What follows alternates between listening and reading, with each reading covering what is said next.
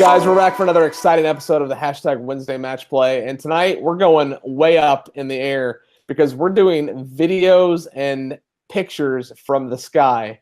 Now, I am kind of getting obsessed with drones. We have a drone here at Tiburon Golf Club, and Scott, our director of building maintenance, is obsessed with it. And he's always out there flying it, whether it's over a member event, whether it's flying it over the golf course, what have you. I've flown it a couple of times, and quite frankly, I know nothing about them. I just know that the content they produce is awesome. So when I got the opportunity to meet and to bring this gentleman and this brand onto the show, I was just chomping at the bit to be able to learn more about the drone footage they create. And then Scott from Eat Sleep Golf said that they used to produce this footage with helicopters. And I'm like, wait a minute, what?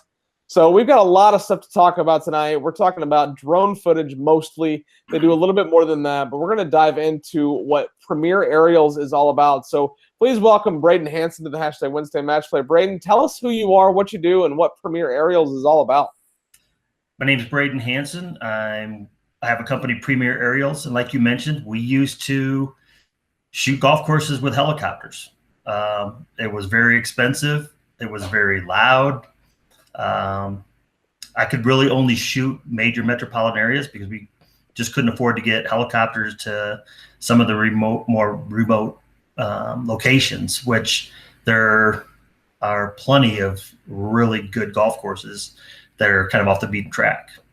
So about 4.5 years ago, we kind of made the switch and to start using drones.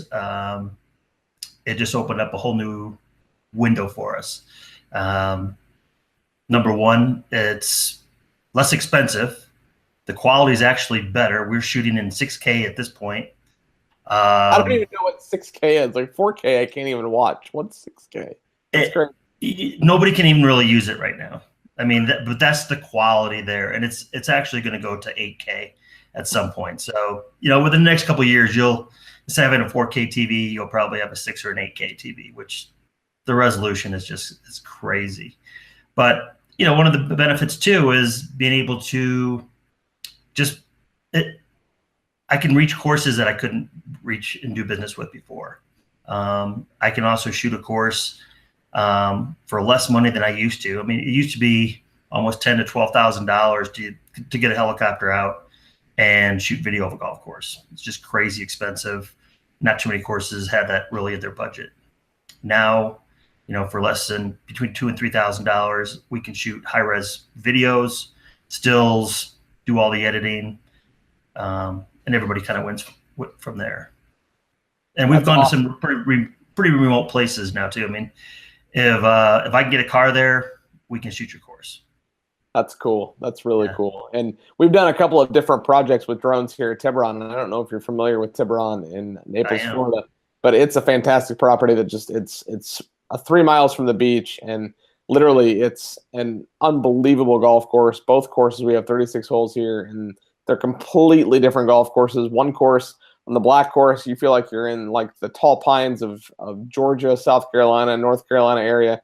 Then on the gold course, you feel like you're, palm trees and deep sand traps, and like it's just a completely different feel, right? And they're both, gold course here, black course there. And we haven't done a ton with drone footage, but enough to get me excited to want to do more. And when I had the opportunity to get you on this show, it was exciting for me to kind of learn more about the technology and how you're doing what you're doing. So what's your role with the company? Are you the founder, the CEO? What's your role? I'm the founder. I'm the founder, CEO of Premier Aerials. I do have a couple other drone pilots that work with us.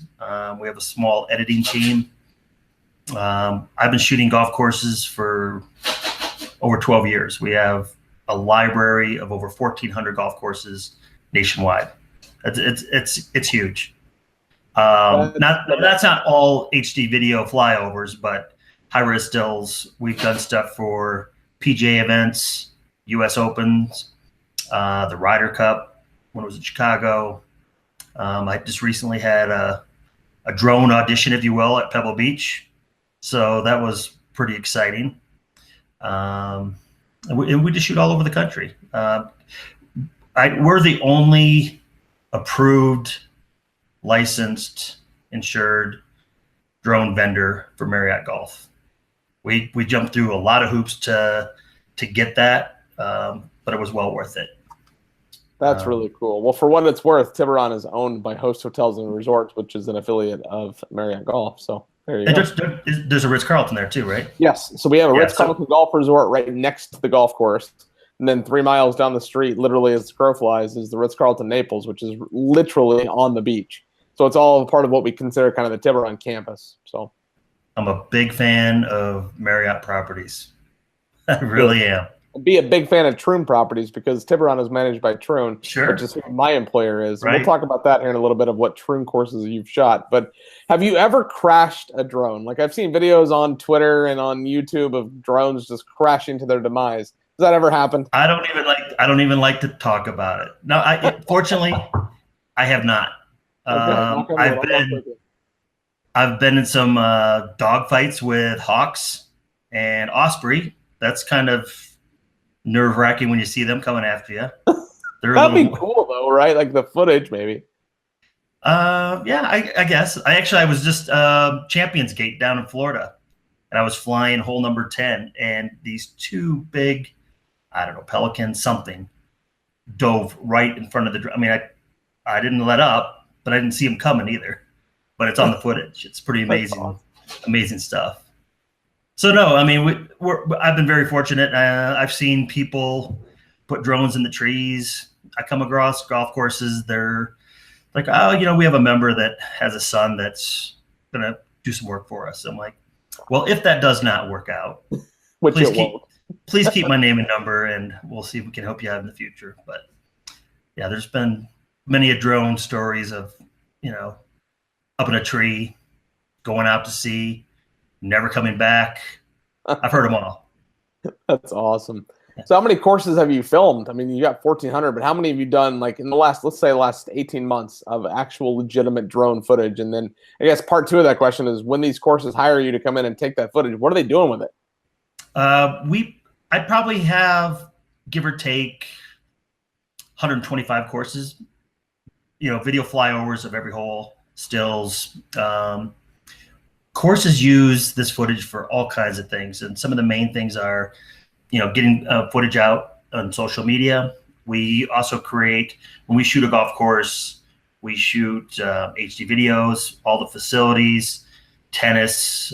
We do these call-out videos, which you can see on our website, which we do exclusively for Marriott or for the Ritz-Carlton properties. It's really pretty cool because as the drone is flying by the property, you can literally have things popping up on a map instead of having just like a generic drawing that's on the website. But it really gives somebody a good feel of what the property has to offer before they even go there.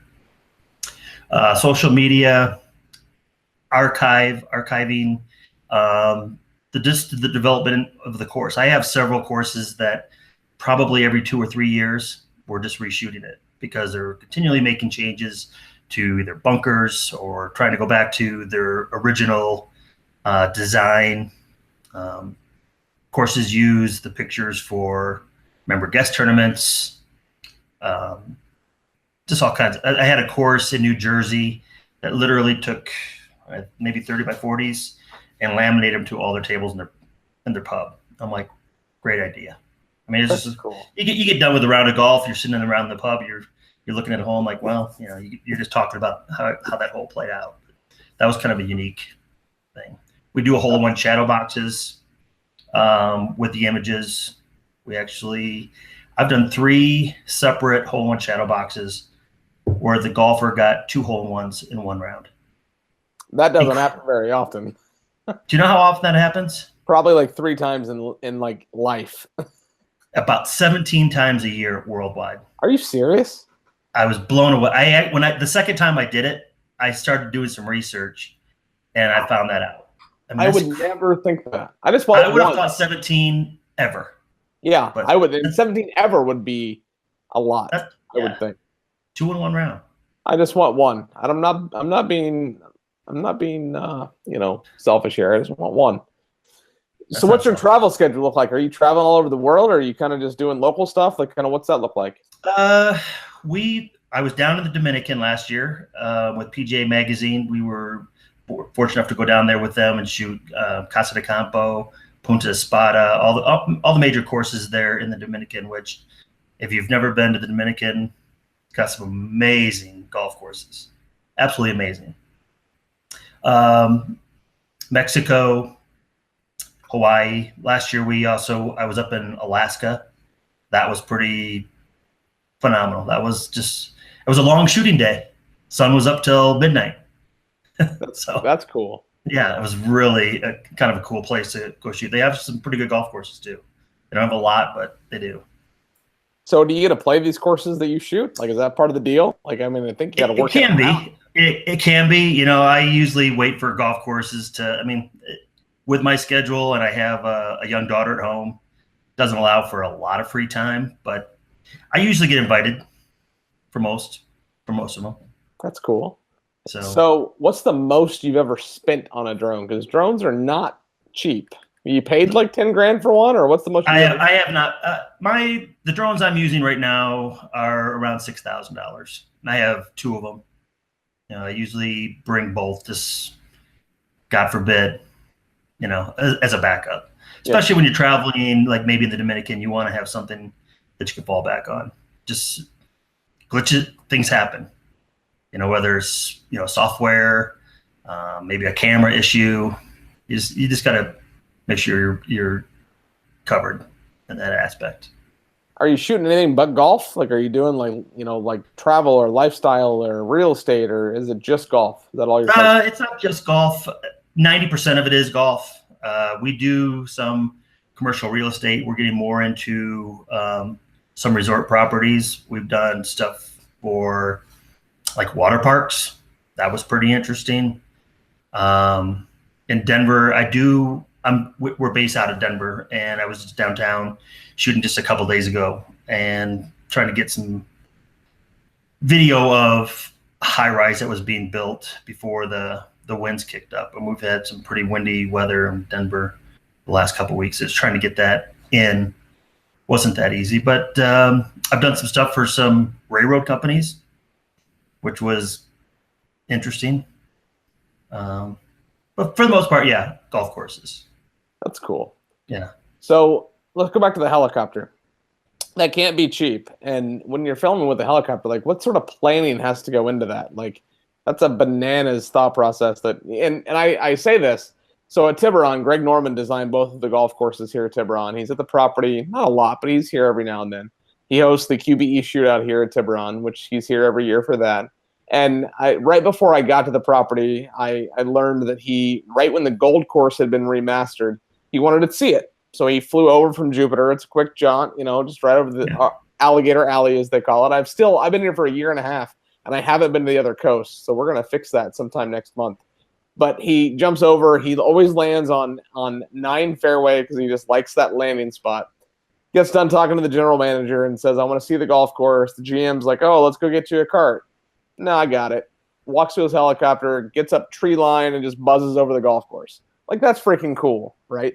But that process from your shoes, that's got to be expensive. This gas has got to be expensive. Like, the noise, as you said, it's got to be crazy. So what was the experience like utilizing a helicopter, and how much better is it now utilizing drone technologies? It was, you know, riding helicopters is pretty fun. Riding in helicopters with doors off, maybe not so fun. It's windy, and it is expensive, and it is loud, especially for if there's, you know, if you've ever been below a helicopter, it's loud and windy, and it's just the great thing about the drones is I can put a drone where I can't even put a helicopter. Good point. I can put it between 2 trees. There's just the benefits outweigh the using a real helicopter. Probably the trickiest place we ever shot was in Bethesda Country Club, because it's inside the no-fly zone in DC, and everybody that was involved had to have background checks. It was really dicey where we could go, how long we had. We were under the gun. They were giving us like a 45-minute window to be in there, which, you know, you can do it in 45 minutes in a helicopter. And a drone takes a little bit longer, but the quality is much better. Instead of crabbing down a fairway, unless you're using a nose mount, the footage is just much more steady. The quality's better. And like I said, I could put drones where I couldn't put a helicopter. I mean, a helicopter is not going to be hovering 2 feet above a tree. Yeah, probably not the safest thing to do. Exactly. So what course have you not shot that is on the top of your bucket list? Like, what are the courses? I mean, Augusta probably. You said you were at Pebble. Like, but what are the courses that you just really want to shoot?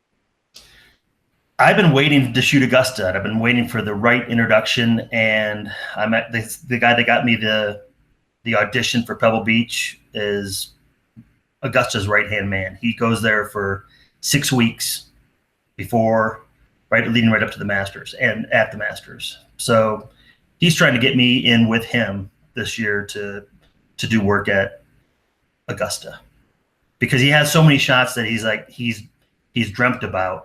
He's like, if I just could get in this position. Well, with a drone, we can. So fingers crossed, maybe you'll see us at Augusta this year or producing something for Augusta. That would be cool. I've been invited to Augusta twice, and for whatever reason, and the list of reasons is long. Not to play, just to go. And what's funny, so a gentleman that used to work for Troon in the corporate office, I'm sitting there having lunch with him one time, and he tells me about the first time that he had played the golf course. And long story short, the very first hole, he's playing with 3 guys that he's never met before, but he's kind of got the in, right? He's playing with these members, and the first hole, he's a good player, like a real good player, like probably a 1 or a 2, maybe even close to scratch or better. And he says in the first hole, he lands the ball in the cup. Well, I've done that in my life. And when you do that from the field, from the fairway, the cup tends to explode and the pin tends to break, because that's a lot of centrifugal force, right? So that's what happens. He says the pin snaps in 2, the cup explodes, and he's like, I just eagled the first hole at Augusta National. What do I do? So he's walking up there, and long story short, he says that the member that he's with, it's like he's the guest of, looks at him and he's like, well, I guess we're done.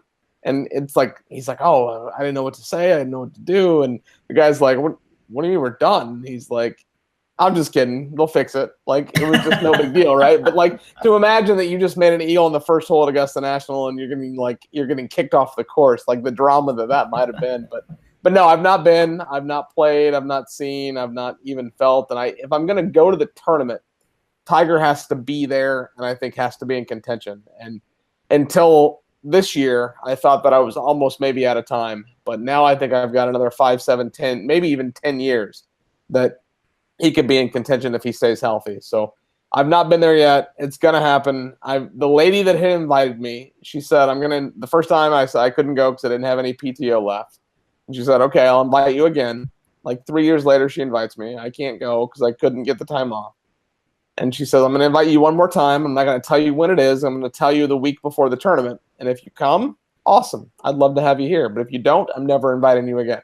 So if she calls me this year and says, hey, you have to be at Augusta tomorrow morning, I'm going to be like, see you then. Like, I'll figure it out. Like, I can't risk losing that connection, right? Right. And she's played the golf course 10 times. Like, she just raves about it. So it's just a matter of the right place, the right time. And same with you. I think you'll be shooting that before I hope so. I mean, that would just be a feather in my cap. I would think I'd made it. So what about the old course? I played the old course just a few months ago in Scotland. Like, have you been there? Have you done that? No, but at the PGA show this year, I talked with a company that has 40 golf courses in France, and we're in discussions right now about doing basically a tour around France and shooting all their properties. So we'll see if that happens. Well, there's a Troon course in France, so make sure you hit that one. There's not many in Europe, but we've got the Grove outside of London. We've got one in France. We've got a couple in Spain. I mean, Troon's in 33 countries worldwide. So we'll, if you go to France, we'll make sure to add that one to your list. I'm actually in Vail, Colorado right now, and right down the road is Cordillera, which is the 3 courses of Cordillera. I've not been, but I've heard is just you hit a driver and it goes 400 yards like it's nothing. Like, the Summit course is just amazing. I mean, there's holes that you're literally above the tree line. That's awesome. I mean, it really is beautiful in the summertime. So the color call out section of your website, what's that? The color call out. Yeah. Oh well, that's the video where the first one we did was at the Ritz-Carlton at Grand Lakes, and they were working on mapping their property. They have a JW Marriott there, a huge convention center, and then a Ritz-Carlton. So we literally just flew the drone past the whole thing, and we probably had close to 30 or 40 different things pop up, from steakhouses to different pools, the spa, the lazy river, you name it, that stuff popped up. And it's been, everybody's asking us, how do we do that? Can you do it for us? We're doing the same thing for the Ritz at Dove Mountain down in Tucson. Nice. Yeah, I know that property well. Gallery is right next to that. Yeah. Yep, we shot both of them, or both properties. Nice. Gallery is a former Trim property, and I've played both courses there, and I think I like their practice facility and their fitness center and just the vibe of being there as much, if not more, than the golf courses. So that's really cool. Did you happen to see any of those wild hogs? So, funny story. I lived in Scottsdale for 5 years and never saw javelina. I wanted to see one so bad because they're the cutest things in the world, and I've heard they stink. I get it, whatever. They're cute. And then I go to, the year before we move, I go to like a petting zoo. It wasn't a petting zoo, but they're animals and I can touch them, so I pet them, right? Like, it's a petting zoo in my world. And where it's not quite in Tucson, it's just before you get to Tucson, and there were like 4 of them in the pen. And they were literally as asleep as, like, I thought they were dead. They were so asleep. So I've seen javelina once in my life, and they were asleep when I saw them. I couldn't get close to them. I couldn't smell them. Like, my javelina experience was dismal, to say the least. And then I've got people that are taking pictures of them, like, in their backyards. And I'm like, that's not real. That's planted, because I've seen them at a zoo, and that's it. So, no, I've not seen them. So rub it in that I lived there for 5 freaking years, and I never saw javelina. There's I'm trying to think of it's hole number 4 at the gallery. I'm trying to think of what course it was. There was a herd of them. And when I showed up at the gallery that morning, like at 5 in the morning, there was 30 of them in the parking lot. And I'd never seen one. And I'm just like, what is this? I love them. Oh my God. They're like, not in the middle of the night at 5 in the morning when the place is dark, and then they're eating all the flowers. And well, yeah, I didn't want to get in my car. Like, super dangerous too. Like the humans, if you get close to the young, they like freak out. But yeah, my aunt and uncle used to be pig farmers, so I've got a soft spot in my heart for pig-like animals. And one of these days, I'm just gonna like meet one. Like, funny story, like totally side project. Like for Christmas, okay. So I like javelina. I am obsessed with otters because Facebook has got these pages for otters. They're the cutest freaking things in the world. So long story short, and I happen to have it right here. I got an otter, not an actual one, but my girlfriend adopted an otter for me. So somewhere out there, I have an otter, and I've got a picture of this. That's my otter right there. There you go. Has nothing to do with javelina, but it's in the same conversation.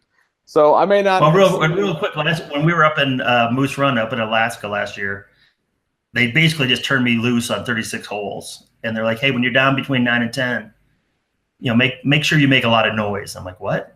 And they're like, "Well, there's a river, so there's moose, there's bear, That's what I said. I'm like, I don't carry weapons, so I don't make a lot of noise. I'm singing, I'm whistling, and I'm just flying my drone. I got in and out of 9 and 10 pretty quick.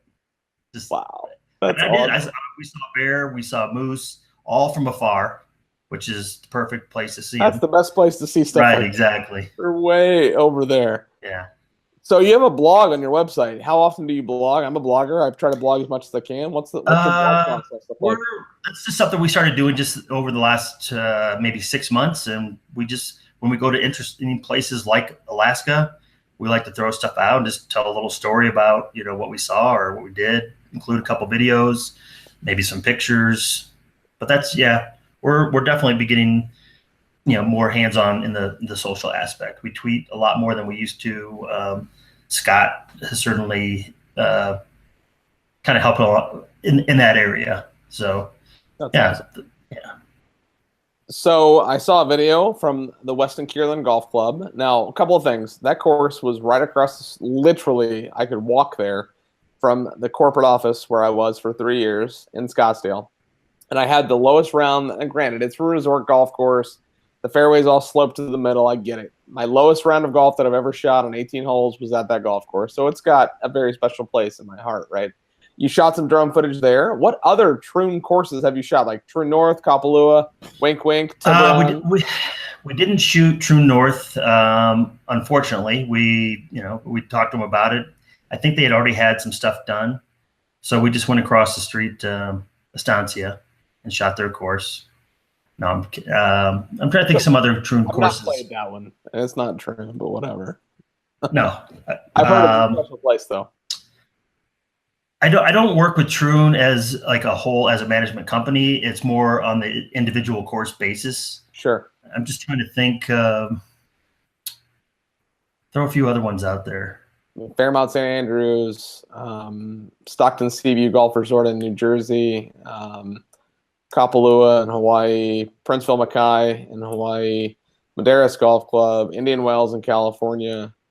I mean, we've got 250 plus golf courses worldwide, so it's throw a dart and you've probably been to some of them. But I would say we've probably shot maybe 20. Just okay. I'd have on our website, if you go to our course library, it breaks it down by state. We even have a map on our website, and it lists all. One of my web guys, he's like, hey, I got this cool add-on software. We can literally list all of them, all their addresses, and it'll flag everywhere we've shot. So that, I mean, you can just highlight them that way as well. So I didn't tell you before we went live, this was going to fly by, and like we're already knocking on the door at 30 minutes, but I got 2 more questions for you before we jump to the back 9. But Scott, you mentioned him. You have a good relationship with Scott. He was the one who introduced me to the company. Scott with Eat Sleep Golf, the presenting sponsor of the hashtag Wednesday Match Play, and the presenting sponsor of hashtag the Oven 18, which is the 5th anniversary this year. Very excited to be bringing that to Southwest Florida at Tiburon this October. Scott is always really good at providing questions. And when he sends me questions, sometimes I'm like, I should wait for him to send them because I don't even need to ask them because he sends so many. But so I wrote mine tonight before I got his, and like 4 of his were the same of mine. But this one relates to, I had lunch with the gentleman that runs this company, but you have a strategic partnership with Gallus Golf. Talk to me a little bit more about that relationship and kind of how that works for you and for them, because that's not the same kind of model. So what's your partnership with them? Jason, who's the president and CEO of Gallus, I met him probably around 6 years ago. He was just kind of getting started in the golf app business. We actually created a couple apps. It was way more than what we were really prepared to do on a large scale. And we've just kind of kept in touch over the years. And within the last year, they use Google Earth as their video flyovers. And if you ever see Google Earth, I mean, I'm not ragging on it, but usually Google Earth is filming when leaf off and courses are not looking good. So you're not really getting glamour shots on your flyovers. And when they kind of came across, we started shooting courses that they had, their app was at. Our videos integrate right into their app seamlessly. And it's just been a great partnership. You'll probably see something on the Golf Wire in the next couple of weeks about the new partnership that we have with them. And it works great. We market their app, they market our services, and it works for both of us. So it's definitely a win-win, and I couldn't be happier. They have a really, really good app. That's awesome. I had lunch with him before I left the corporate office, and I even remember where we were sitting, where I was sitting at the table, and I'm not sure I remember what I had, but I bet it was a bento box because it was a sushi place. So I have a feeling it was a bento box. Now, let's say Tiburon Golf Club. Let's take it back to my area. Let's say we want to hire you to come in and do 36 holes.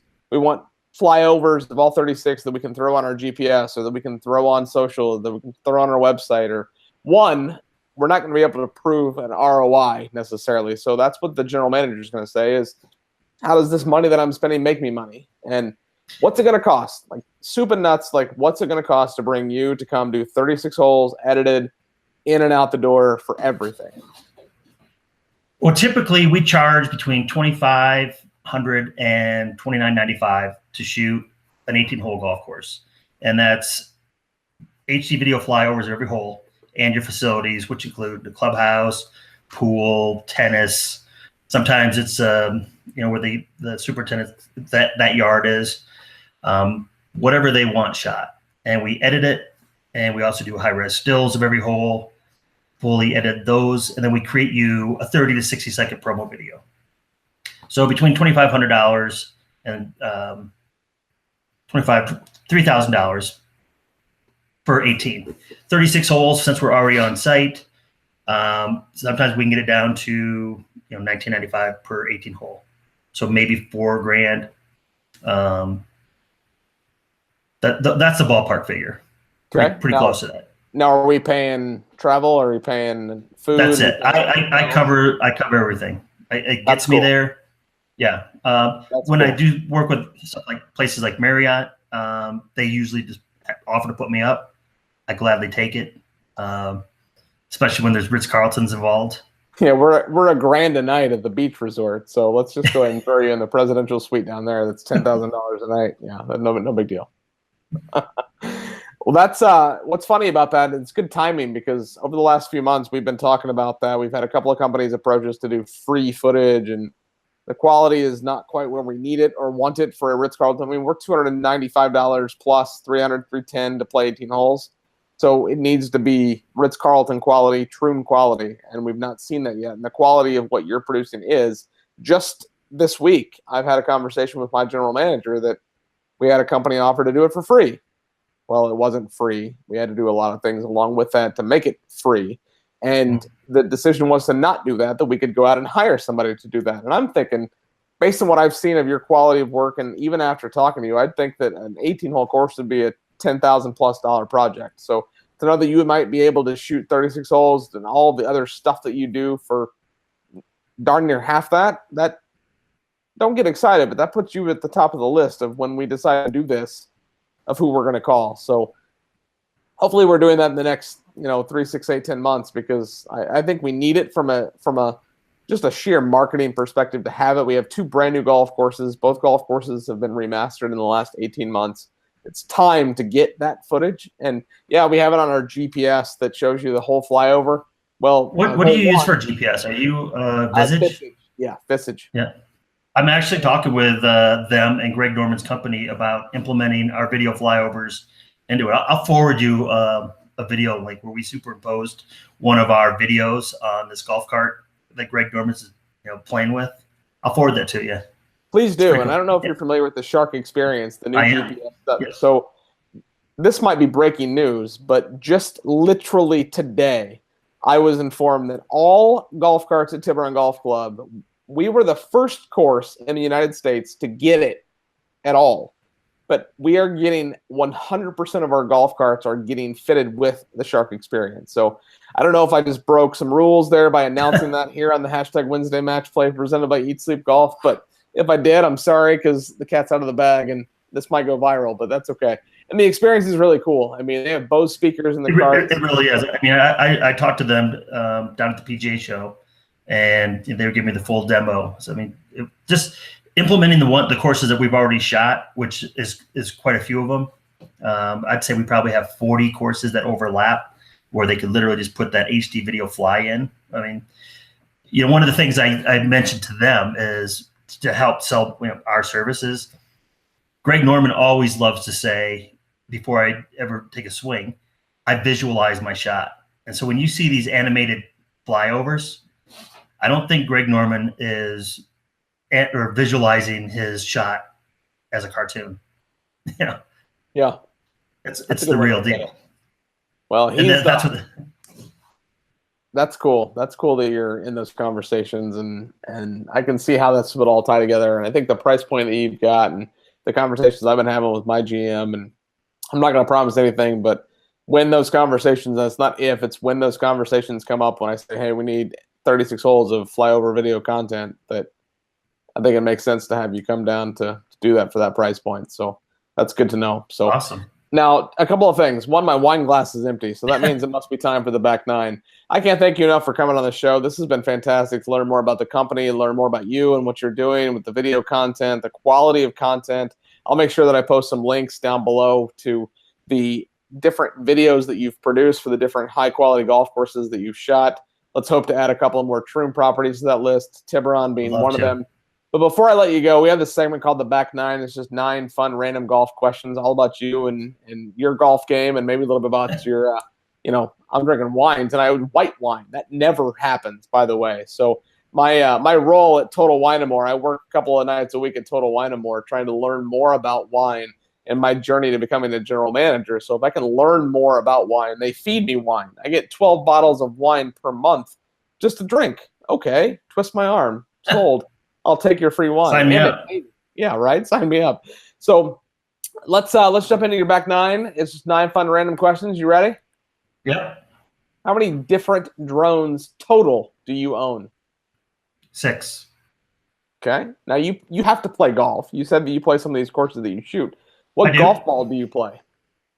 I play Titleist. Good man. I have been trying so hard to switch.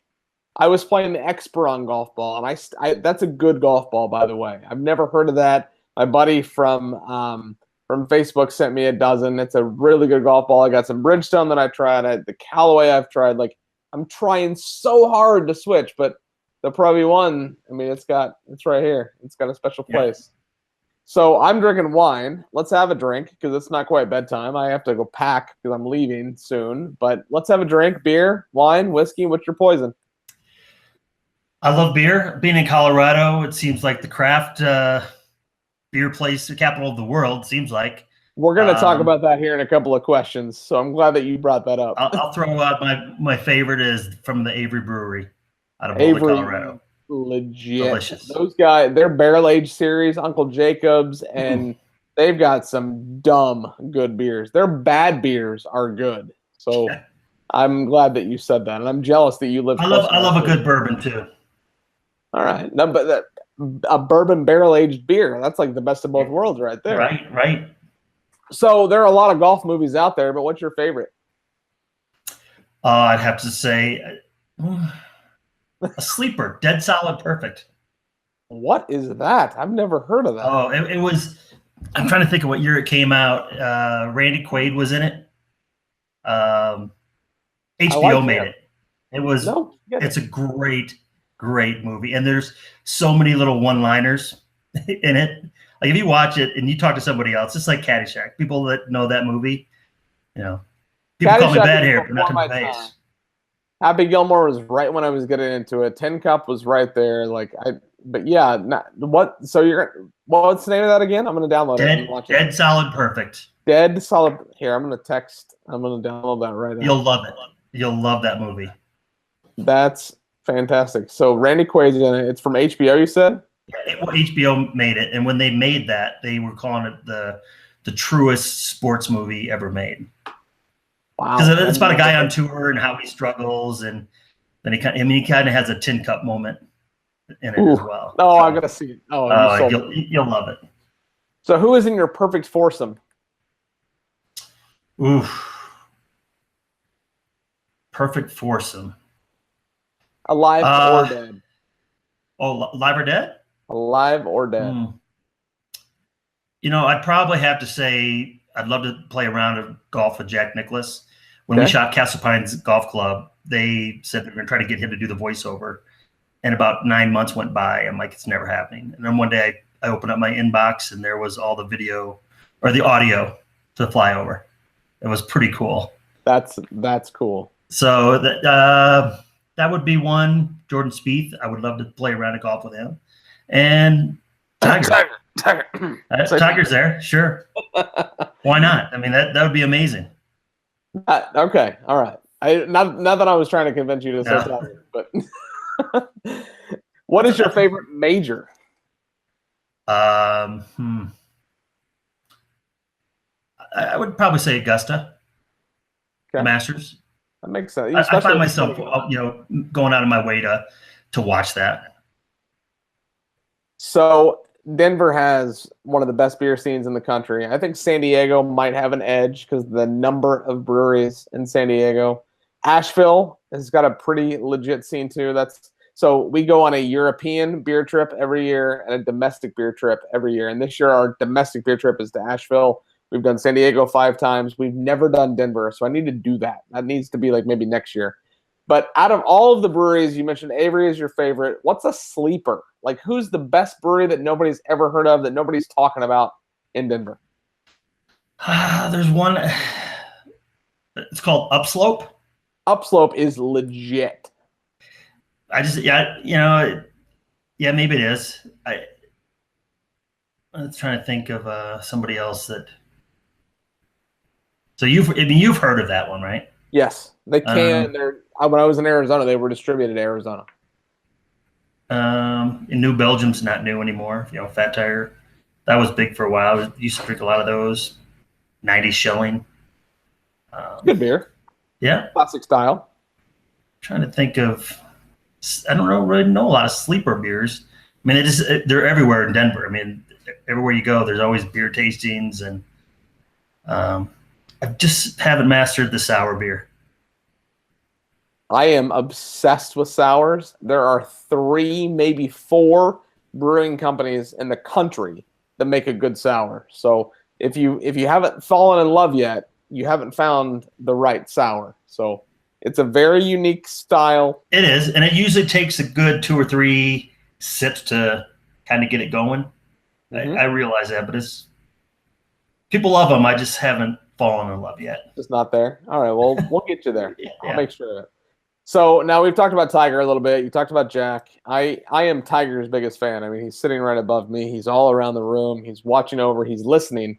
He might be watching right now, as far as I know. So do you think he breaks Jack's record? Why or why not? And be careful how you answer this. As Tiger's biggest fan asking this question. I don't think he'll get there. I'd love to see him get really close because I think it would make it just really interesting. He swings so hard. I don't think his body will break down before he can do it. Unless he can completely change his game, which he's changed a lot over the last few years. I just don't see it. There's just so much torque. If he can stay healthy from now at 42 until 48, and based on the shape that he's in today at 42, I think he can compete, especially at Augusta and St. Andrews and in Scotland, until he's 48. If he stays healthy for the next 6 years, does that change your answer? It does. I think if he stays healthy, he'll get his game back to where it needs to be and get that drive for sure. I think it's possible. I'd like to see it. It'd be good for golf. It would be great for golf. You're absolutely right. I had Chip Essick on this show last season, and he said that if Tiger wins one more major, that he's going to break the record. That's all it'll take is one more chance for him to get back into motion, that he can do it. Right. Based on how he's played, just the 2 events that he's played this year, he's playing again what's he playing in next? I mean, a tournament he never freaking plays in. He's playing in that.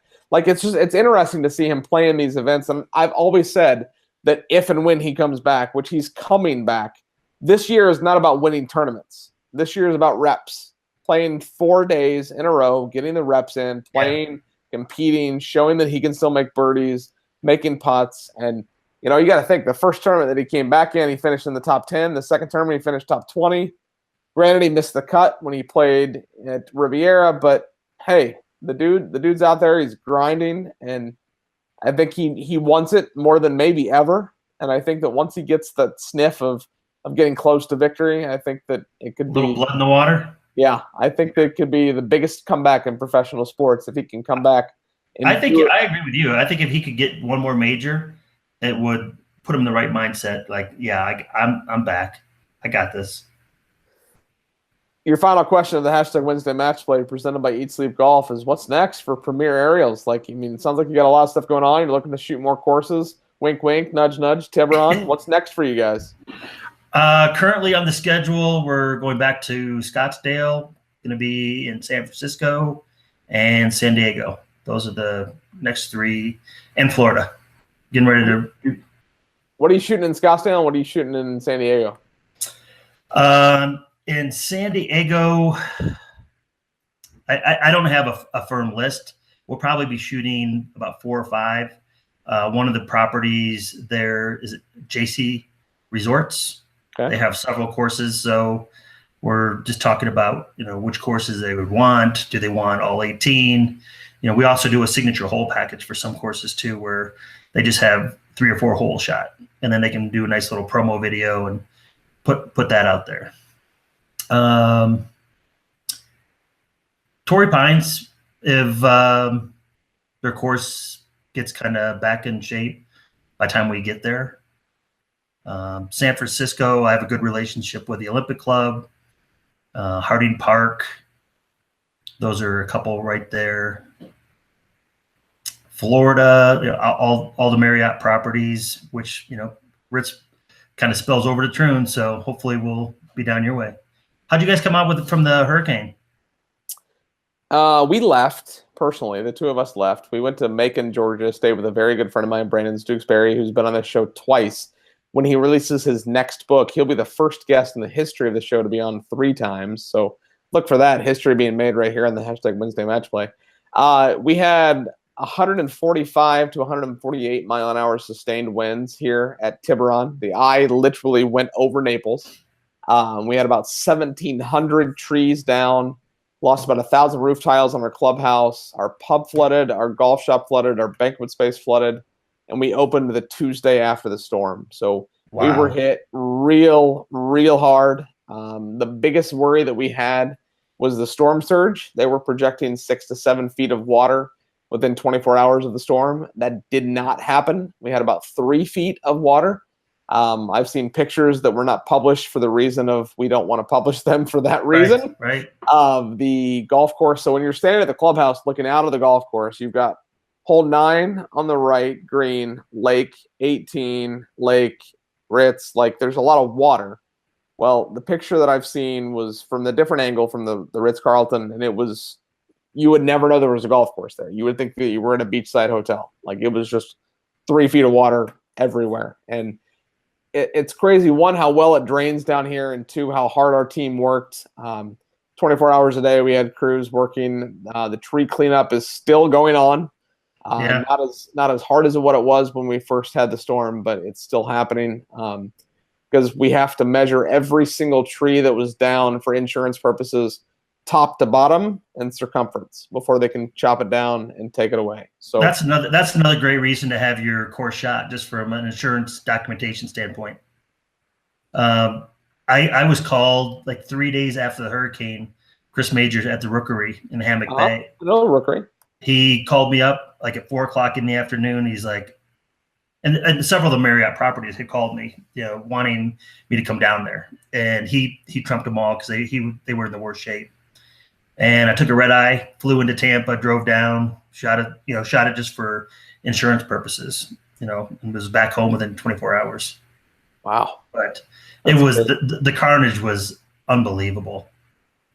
I can't imagine. We were in Macon and we had 60 mile an hour winds and the city shut down like you'd never seen anything like it before. Like, oh my God. And I'm like, guys, try harder. We got $1.45 down in Naples. Like, try a little harder here, guys. But there was a divot from a coconut that was so big. I have a picture of it. It would have killed somebody. I believe that. It was crazy. I believe that. Yeah. But, hey, I can't thank you enough for coming on the show. It was great meeting you. Great having you come on to talk more about what you do with Premier Aerials. And I really hope we can find a way to work together here at Tiburon and other Trim properties. It's been awesome. I know that you have a relationship with Eat Sleep Golf and Scott Stevens over there. So glad that he was able to get you on the show. And I know that you're not at home, but you're still in the mecca of craft beer in the United States. So I'm out of wine, so I guess a beer is next. So I'm going to go see what's in the fridge and what's cold because I have a flight tomorrow morning. So I got to figure out how I can have a couple more before bed. I still have to pack too, so don't worry about waiting until the last minute like I did. But this episode is going to be available on YouTube. It'll be shared to Facebook, Twitter, Google+, the Google+ Golf community. We're just about to hit 27,000 members in the Google+ Golf community, so a lot of growth potential there. It'll be on iTunes and Google Play in a podcast form. Anywhere you want to see it, just look up the hashtag Wednesday Match Play presented by Eat Sleep Golf. Look up Premier Aerials. You'll have links in the description down below. As always, on the hashtag Wednesday Match Plays, you have to remember to eat, sleep, golf.